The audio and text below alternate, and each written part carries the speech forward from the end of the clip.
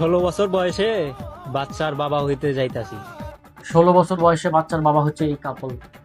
জানা গেছে বাংলাদেশের আইন অনুযায়ী তাদের বিয়ের বয়স হয় নাই, তাই তারা মঙ্গল গ্রহের চোদনাপাড়া এলাকা নামক কাজী অফিস থেকে বিয়ে করে তারা বাংলাদেশে চলে আসে।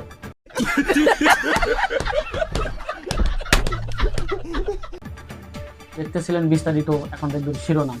সুদান থেকে আগত সুদানি পেওয়ার প্রতিবেদনে জানা যায় 16 বছর বয়সে বাচ্চার বাবা হওয়া কাপলের নাম ইমন। তার এই 16 বছর বয়সে বাচ্চার বাবা হওয়া নিয়ে চলছে সামাজিক যোগাযোগ মাধ্যমে তুমুল আলোচনা।